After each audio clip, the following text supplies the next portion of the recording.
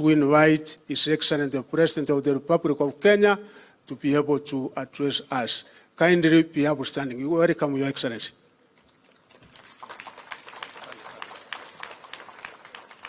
Asante sana waziri. Tafadhali tunaweza kuketi chini. Asanteni sana.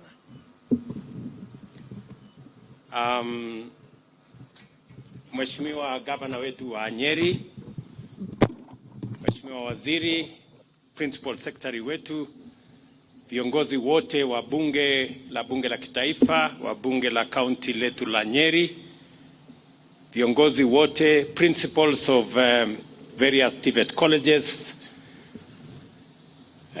tutors and students, good afternoon.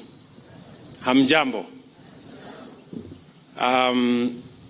Kwanza nataka nishukuru Mungu kwa kutupatia nafasi hii tufike katika Nyeri National Polytechnic and the launch of the TVET 100 centenary flame marks a critical milestone in our nation's journey of economic transformation, highlighting the undeniable contribution made by technical and vocational education and training institutions to enhancing our capacity to achieve inclusive growth and equitable development. Today, we reflect on a century of the development of TVETs in Kenya and the role of TVETs in the development of our economy. We also take a moment to consider the path ahead of us and how we can harness the power of TVETs to translate the potential of our youth into positive contributions to economic development and national prosperity. The training of African youth in practical and technical skills began in 1914 in Machakos at the Government African School. However, the first TVET was founded a decade later when the Native Industrial Training Depot was established in Kapete and mainly trained technicians to work on the railway. In the decades that followed, other TVETs were established at Mawego, Nairobi, Sikalagala, Kaiboi, Thika, Machakos, and Meru. By 2022, 52 constituencies only did not have TVET institutions.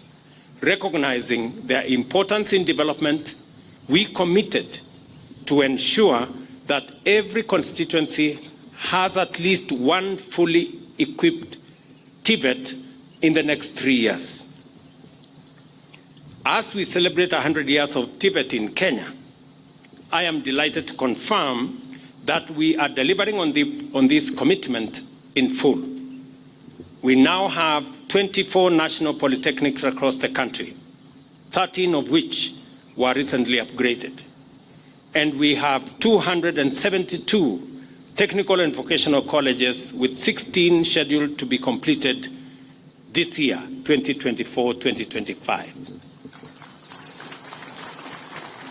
I have instructed the ministry that the remaining constituencies, we must start and complete their TVETs in the next 2 years, so that we live up to our commitment that every constituency in Kenya will have a fully equipped TVET to give opportunity to millions of young people out there who deserve an opportunity to be their best.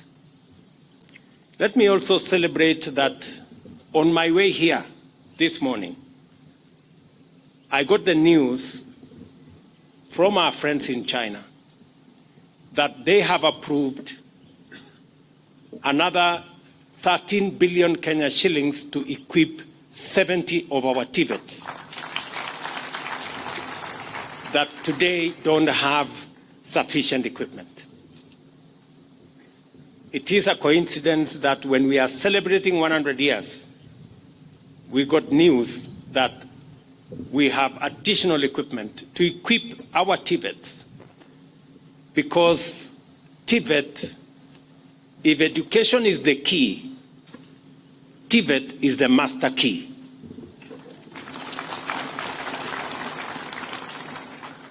And I am very proud of the achievements that we have made, the strides that we have made in our TVET sector. I remember very well when President Kibaki promoted me to Ministry of Higher Education in 2009. I had a big conversation because all our education was focused on formal learning, largely theoretical learning. We even had huge classrooms in our universities of students learning social degree courses, anthropology, sociology, and many others. And I asked the question then, when I was Minister for Higher Education, how are we going to align our education to be in tandem with the targets we have set for ourselves under Vision 2030? Because unless we have the men and women with skills and competences to assist us achieve the targets of Vision 2030, we run the risk of Vision 2030 being Vision 3020. And you know what that means. And I had a candid conversation. And it was not an easy decision, because I remember then, when, as minister, when I said, we need to change focus. We cannot, it is good to learn history. And I was a very good student of history. We all know Vasco da Gama arrived, you know, and he came from somewhere and he ended somewhere. But he since passed away, you know. So while that is important, it is also important for us to think about the future. The future is different from the past. We need new skills. We need new competences. We need new approaches. We need new knowledge for us to tackle an ever-changing world. And therefore, we need to refocus our education as appropriately. And I want to thank the managers of our TVET institutions, the principals you see here. Naomba wasimame hawa watu. Tuwapigie makofi. These good people, they are my friends. They know what we have done together. You may sit. When I first undertook the journey, because when we started this journey of TVET, there were less than 40,000 students. Today, I'm very happy that we have 350,000 students in TVET. Then, as the Deputy Governor has said, to go to a TVET institution was almost like a punishment. It had been made to look like that is the place for people who have not done well. But I am very proud that today we have changed the perception. We have changed the branding. We have changed the place of TVET to the extent that last year, up to 9,000 students who had been admitted to universities chose not to attend the university, but to come to TVET. Because it has been proven now that TVET presents an opportunity for practical skills, for people to acquire knowledge, to acquire competencies that have significant relevance to where we want to go as a people. The strategic design of our bottom-up economic transformation agenda is to accelerate economic growth by investing in its critical pillars in a manner that creates employment for millions of talented, motivated, educated young people. The better plan, therefore, makes our young people the frontline actors in our quest for inclusive growth. And I want to speak to the young people of our nation. If you look at our plan, young people are front, back, center, left, right of our plan. Whether it is agriculture that we are focused on food security, we are working on how do we reduce the age of our farming community from 60 downwards, because it is the only chance we have to transform our agriculture and underwrite our food security.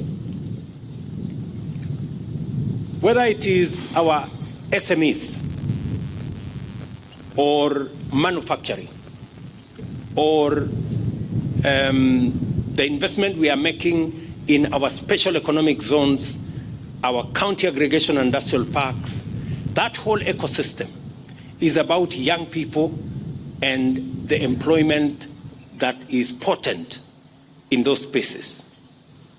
Or whether it is our pillar on digital superhighway, it is about how we can monetize the talent, the knowledge, the expertise of the young people of Kenya using our digital platform.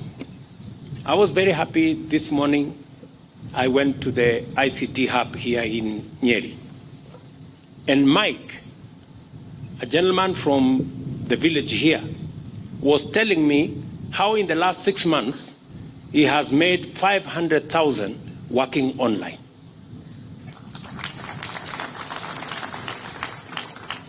I am not talking about somebody working in America. I'm talking about Mike in Nyeri, working online here at the TVET institution here. And it is the reason why, as a government, we have made changes to the CDF Act so that members of parliament like my good friend Madenge here of Nyeri town, they now have an opportunity, and we have agreed with them that every ward in Kenya, the same way we have a TVET here in Nyeri Polytechnic, every ward in Kenya must have an ICT hub. We are going to equip those ICT hubs. We are going to connect them to internet. We are going to provide computer apparatus. We are going to provide teachers to make sure that we use the digital space and the talent, expertise, and knowledge of the millions of young people coming out of colleges like this, or schools, or universities, to drive our economy through digital jobs. That is the commitment we have made. And I'm saying to the young people of our nation, for the first time, you have an administration that is focused on deliberately creating opportunities for employment, for work, for the millions of young people in our country. It is not sufficient for us to say we are going to grow the economy. We must be intentional. We must be deliberate on where we are going to create these jobs, whether it is in our housing plan, whether it is in our special economic zones, whether it is in our county aggregation industrial parks, whether it is in our ICT hubs. The focus is on getting young people in Kenya with their knowledge, with their skills, with their competencies, with their talents, to be able to monetize them and contribute meaningfully to driving our economy. And that is why we are also intentional on dealing with those who want to corrupt our young people with drugs, with illicit brews, and we have put down our foot that it cannot be business as usual. We cannot have a drinking nation. We must have a working nation. It cannot be both ways.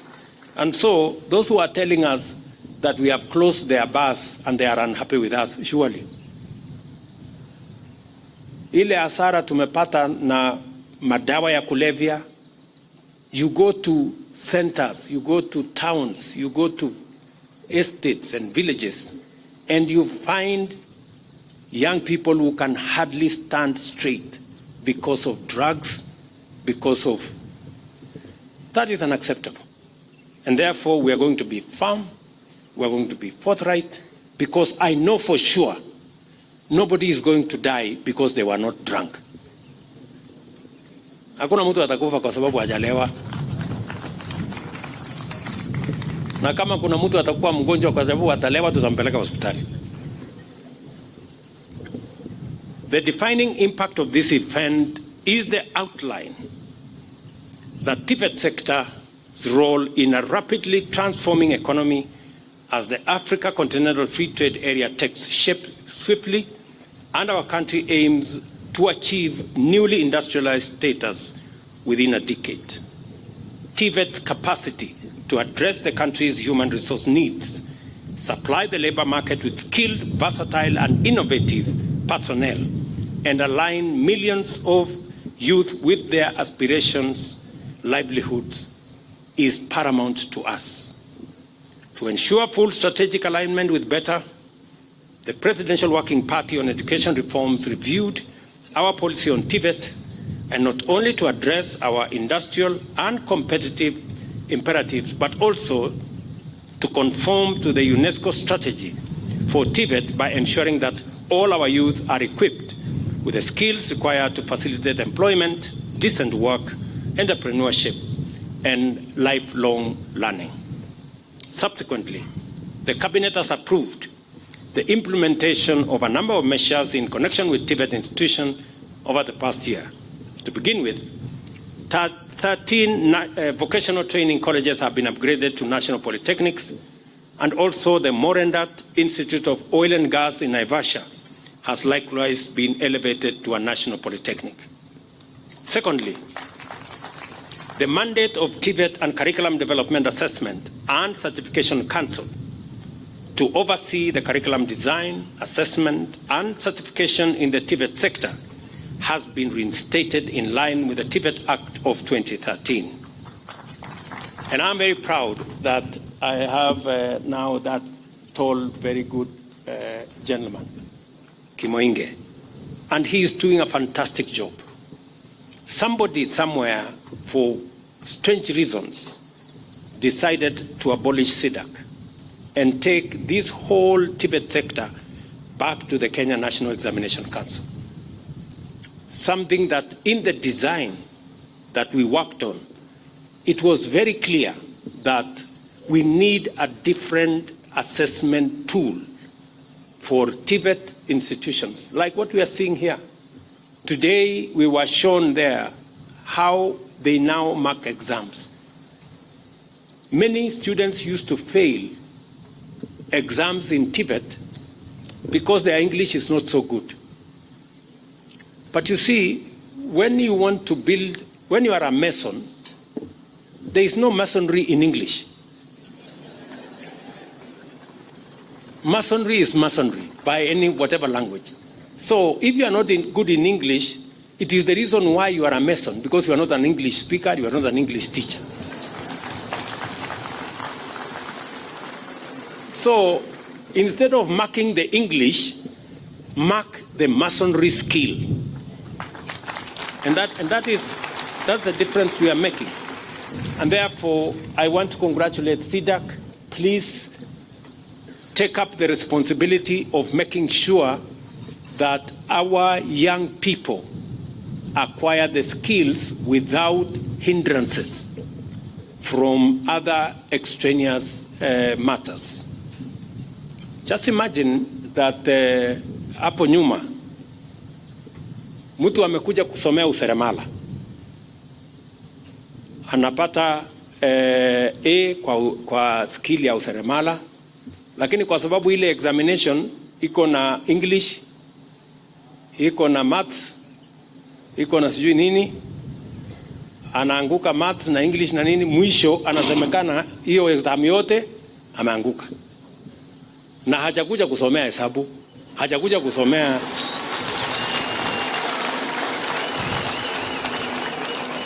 sindio? So this is why we are saying we need a different examination for the people who have come here to acquire skills and competence. We must mark and assess the skill and the competence.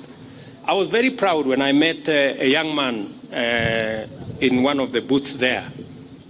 And I asked him, okay, so you have come to learn tailoring. Akaniambia, hapana, nimekuja kusomea fashion and design. Nikasema, I apologize. Because tailoring kumbe ni ile ya zamani. Sasa ya saizi inaitwa hapo. So muendelee na fashion and design. So I'm also happy that we all agreed, additionally, as you will recall, the government launched the policy on recognition of prior learning just a few weeks ago. In fact, it was done by my deputy president. Further to this, we have resolved to fast-track the implementation of the recommendations of the Presidential Committee on Education Reforms. This financial year, we have allocated 28.3 billion to TVET institutions and intend to keep raising the allocation in future until we achieve an optimal level of investment. At the same time, the recruitment of an additional 2,000 TVET tutors is underway, with a view to bringing the total number of tutors hired under the BETA to 4,000. Similarly, we are in the process of equipping 70 TVET institutions with the state-of-the-art equipment under a partnership with the government of China. And I just announced to you that I got the response this morning because I visited China last year with this intention. This morning it was confirmed that the funding had been approved. We are serious about introducing our youth to the best skills, knowledge, and technology that is available globally. I have also instructed the ministry when I was in Italy about 2 months ago. I agreed with the Italian Prime Minister to support our TVET, 40 of them. So there is now consultations between our ministry and the government of Italy for us to equip another 40 technical training colleges with additional equipment as we improve the quality of our learning and enhance the skills transfer to our young people and make our TVET institutions truly international. Let me also say we have already 113 Jitume centers across the country, and we decided to start the Jitume centers where we have computers, internet, and other facilities available. We started them with every TVET. In fact, it is our intention that as we wait for the ICT hubs that will be built by our members of parliament, we will deploy 20,000 computers in our TVETs, all our TVETs. We are on course. 113 have already been equipped. We are going to equip all the 272 shortly. And I want to ask the principals who are here to follow up with our Ministry of ICT to make sure that the relevant infrastructure is set up so that we can train more young people who are in our TVET institutions. They can monetize their talent, they can work online even as they continue learning in school. In total, 10,780 digital devices have been installed in these centers, and 370 tutors from various TVET centers have been trained to support this Jitume program.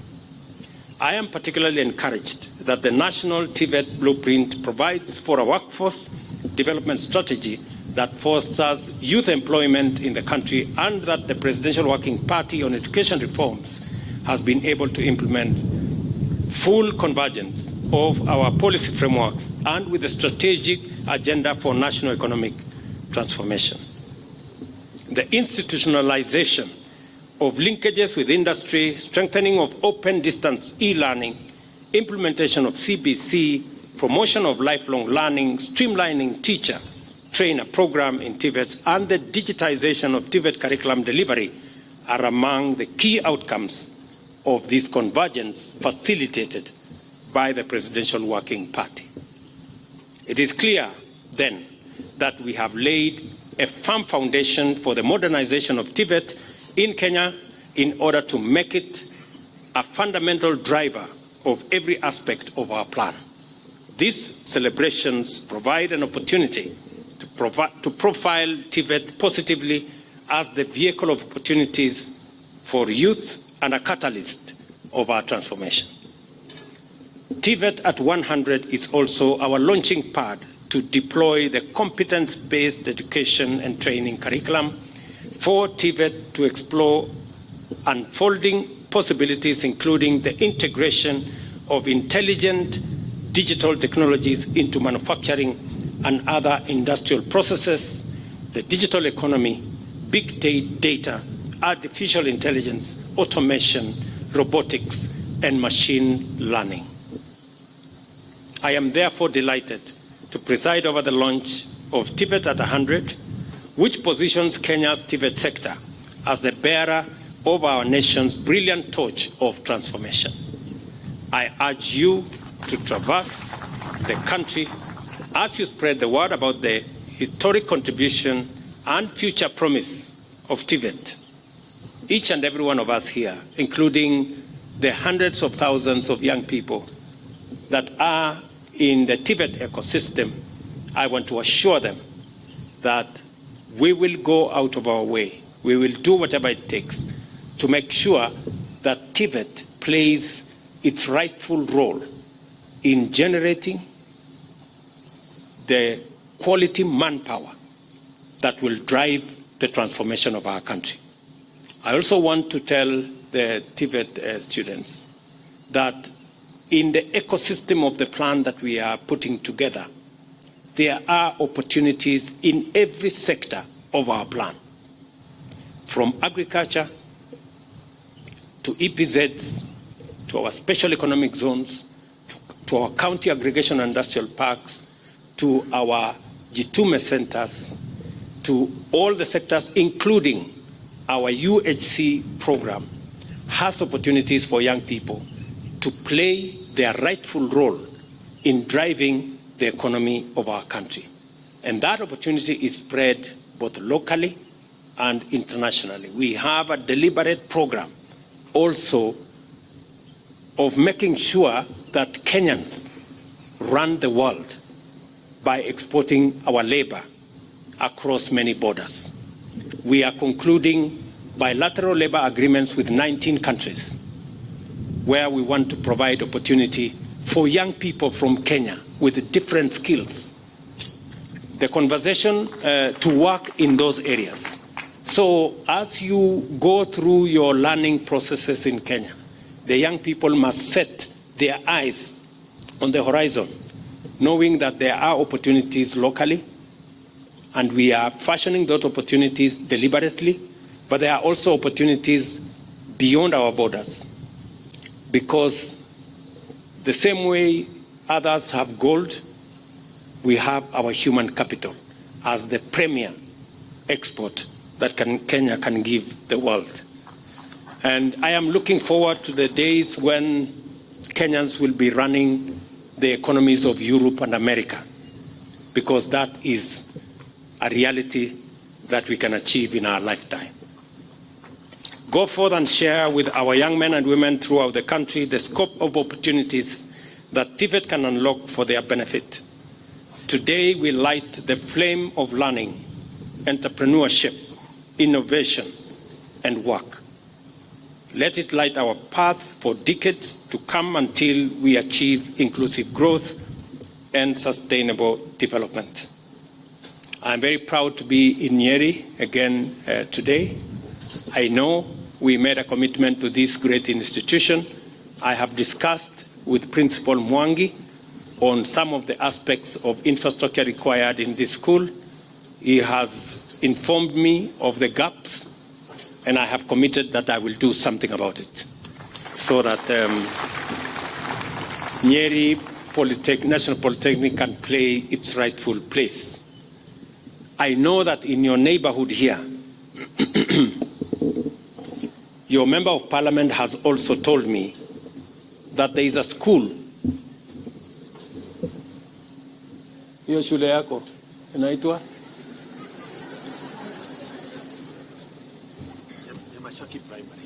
Nyamachaki Primary is your neighborhood here. There's a small school there with inadequate facilities. And Mheshimiwa, because they are neighbors to this school, I am going to commit 10 million shillings for now. And to see how we can upgrade that school, because I'm told there are 2,600 students, and they are learning in not so very good condition. Your member of parliament has been on my case, and he told me, unless I say something here, things may not be very good, and I may not be allowed to leave this place. Thank you, sir. So, and you can see with his height, he can be very dangerous. So, Mheshimiwa, I hope I have bought my peace to leave. Yes. So, otherwise, to the great people of Nyeri, asanteni sana, na nimesikia vile gavana wetu wamesema kuhusu stadium yetu hapa Nyeri. Imetuletea matatizo kiasi, lakini tutaishughulikia. Vile ameniambia, nitafanya hivyo. Simulisikia vile aliniambia? Alisema nifanye nini? Nitafanya hivyo. Kwa sababu wale watu wote wako kwa hiyo area niliwaambia mambo yao ni matatu. So otherwise nataka niseme pongezi kwenu ninyi nyote, and to assure the TVET okay. Mumesema vile vile kuna barabara hapa iko na matatizo. So nimesikia vile mumesema, na next week nitatuma waziri wa barabara akuje hapo na apange vile hiyo barabara itajengwa. Na vile vile tumeshakubaliana kwamba katika ile program yetu ya housing pia tuko na nafasi, ngoja kidogo. Pia tuko na nafasi, angoje tu kidogo, tutamuongelesha. Tuko pia na nafasi ya kutengeneza, aketi tu hapo nyuma wewe. Very good. Tuko pia na nafasi ya kujenga hostels katika college hii yenu. So mimi ninataka niwaeleze pia, huyu mjumbe wenu Mheshimiwa Madhenge atapanga na mimi ili tuhakikisha kwamba program yetu ya affordable housing pia tunaileta mpaka ikafika kwa Nyeri Polytechnic kwa mpango wa hostels ya wanafunzi, ndio wanafunzi wengi waweze kusoma na kuishi mahali ambapo pana usalama na vile vile pana usafi na mambo yale mengine ambayo yanahitajika. Kwa hivyo nataka niseme asante sana kwa kutupokea na watakia heri. God bless you and see you soon. Thank you very much. With your permission, Your Excellency, I would like you remain on stage for the official lighting of the torch. Those handling the buzzer kindly.